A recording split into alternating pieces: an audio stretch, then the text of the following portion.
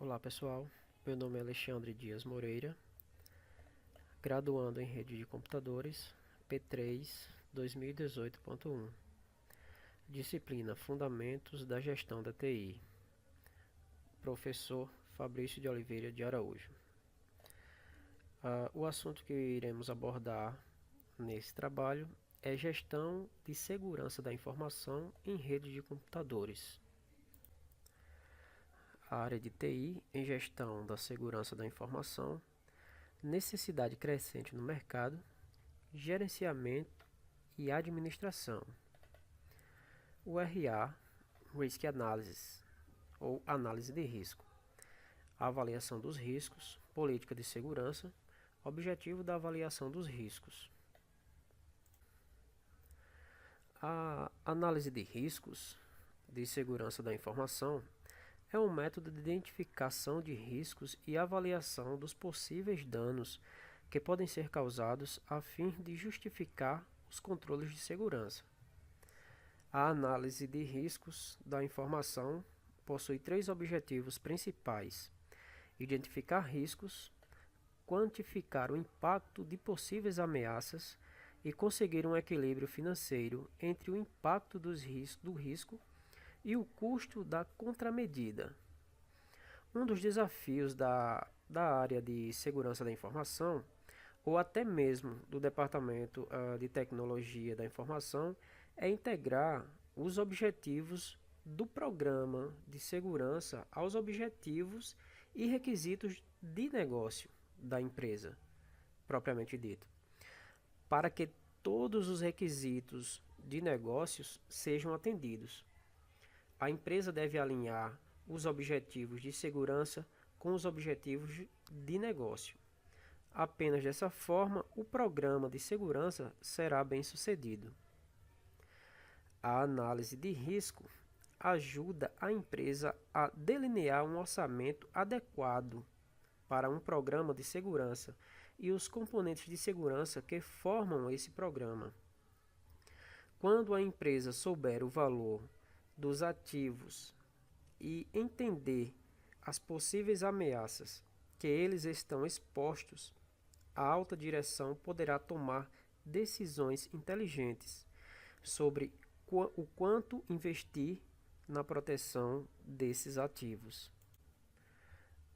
Temos também o BIA, como a gente conhece, o Business Impact Analysis, a análise de impactos nos negócios.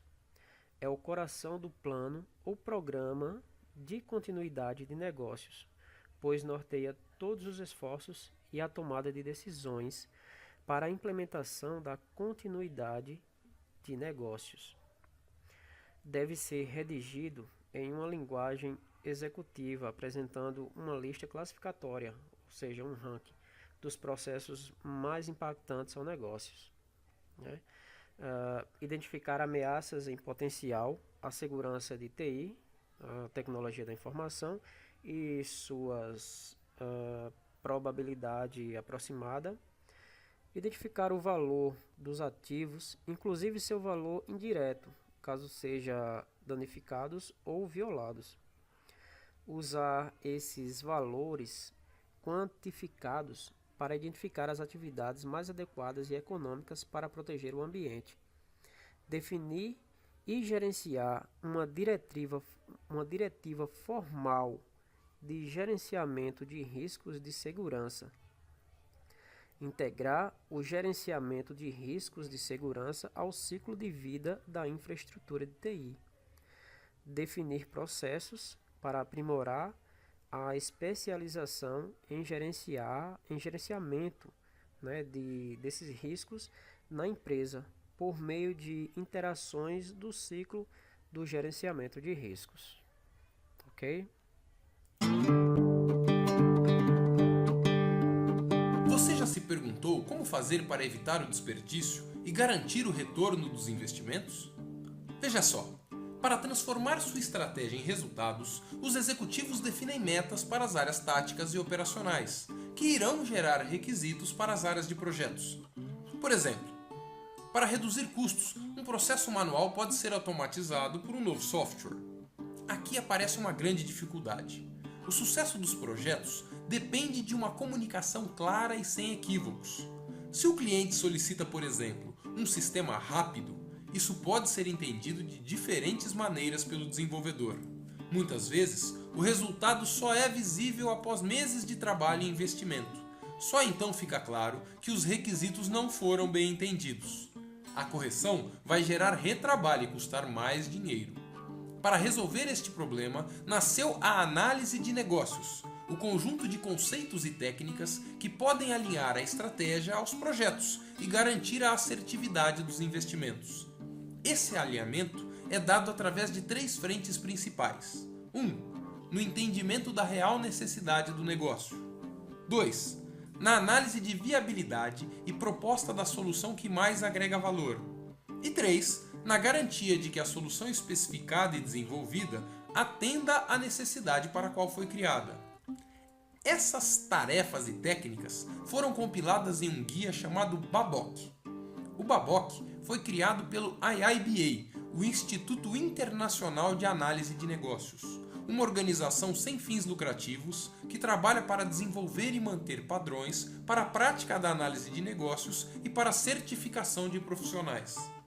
O Guia BABOK lista 32 tarefas e 49 técnicas organizadas em 7 áreas de conhecimentos que facilitam o aprendizado. Você deve estar se perguntando: como implantar análise de negócios em minha organização?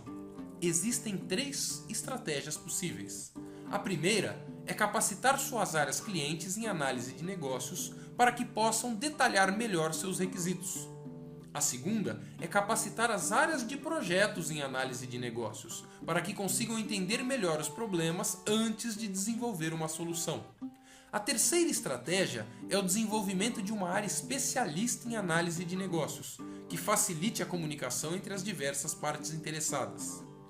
Uma estratégia que mescla um pouco de cada uma destas 3 também pode ser uma boa alternativa. Sabe onde começa esta mudança? Começa com o executivo responsável tomando consciência do que é a análise de negócios e de como ela pode ajudar sua organização. Onde termina essa história?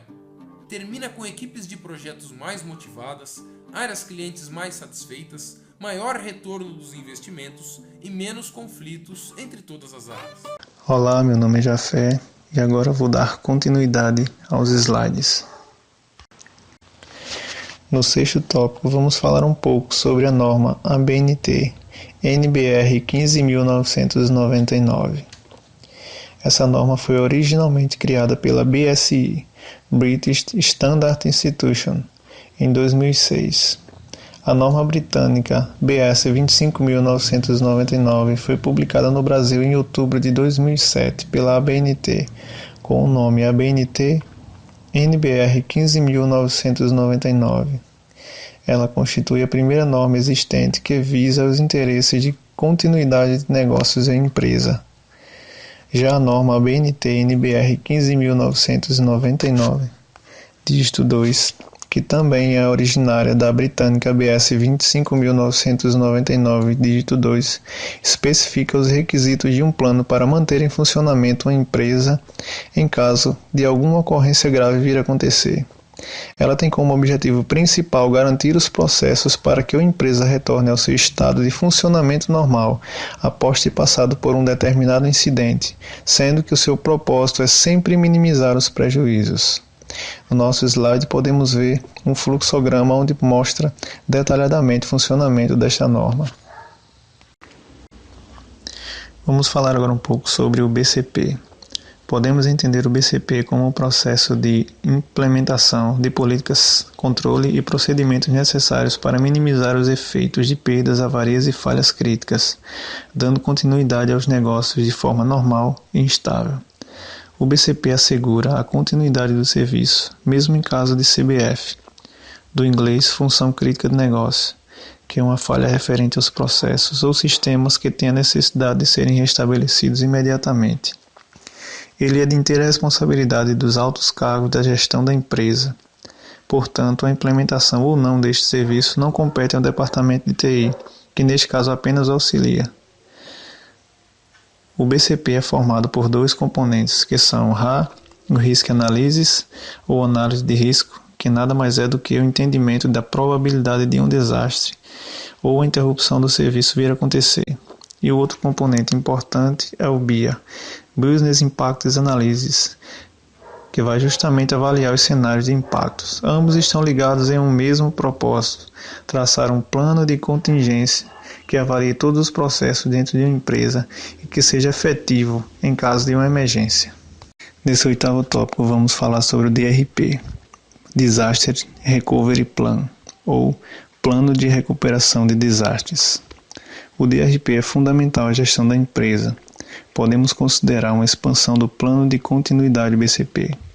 Entendemos então que o DRP nos oferece a possibilidade de recuperação total ou parcial do funcionamento da empresa, mesmo após um evento de desastre que se tenha acontecido em determinado momento. Planear um plano de desastre não é algo simples e tende a ocupar bastante tempo administrativo até que se consiga algo no mínimo satisfatório. É importante percebermos que o DRP só entra no negócio quando o BCP não consegue de forma nenhuma continuar o negócio, porque as missões mais críticas foram afetadas de maneira que só uma recuperação servirá aos propósitos da empresa. Isso normalmente acontece quando um determinado setor principal da empresa é prejudicado e impedido de garantir as funcionalidades primárias e mais importantes do negócio. Nesse momento, entra em ação o DRP. Devido à dinâmica dos negócios hoje em dia, estamos sempre em constantes mudanças. Com isso, o DRP tende a sofrer várias alterações de tempos em tempos, a fim de se ajustar à realidade de uma empresa. É importante ressaltar que todas as antigas cópias do plano que foram modificadas sejam destruídas e apenas a mais recente deve existir. No slide podemos ver algumas perguntas essenciais durante a elaboração de um DRP. Nesse 9º tópico vamos falar sobre backup e backout. Uma das melhores e mais importantes práticas da ITIL é o backup. Em plano de continuidade de negócio, ela vai garantir que documentos sejam restabelecidos em casos de acidentes como perca de dados, destruição, apagamentos acidentais, intrusão, infecção por malware ou vírus, ou até mesmo em desastres. Ele consegue repor os dados através de cópias de segurança. Mas só é considerado um bom backup se as informações tiverem sido testadas antes e certificadas que estão em excelentes condições e prontas a serem usadas. Existem 3 formas de backup essenciais que devem ser realizados: backup total, incremental e diferencial. O backup total realiza uma cópia de todos os dados existentes, apagando ou resetando o atributo A, que também é chamado de arquivo de bit. O backup incremental realiza a cópia apenas dos dados que possuem o atributo A, ou seja, quando um arquivo foi modificado ou após um backup total ou incremental, ou ainda quando constitui um arquivo novo. Esse backup apaga ou reserva o atributo A. Já o backup diferencial realiza um backup dos arquivos que foram alterados, desde o backup total. Ele não altera o atributo A chamado de arquivo de bit. Redundância e tolerância.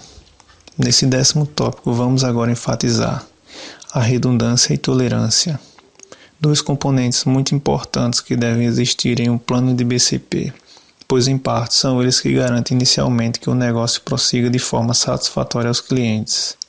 A redundância consegue dar uma alternativa em caso de falhas, fazendo com que o negócio continue sem grandes perdas, pois no caso de um deles ser afetado, o outro assume as funcionalidades, eliminando assim o problema do ponto único de falha, como podemos ver na imagem. 11º e último tópico são as nossas referências: www.projetoderedes.com.br/artigo ITIL-PHP. Bem, pessoal, chegamos ao fim da nossa apresentação. Obrigado pela atenção e espero que todos tenham compreendido. Até a próxima.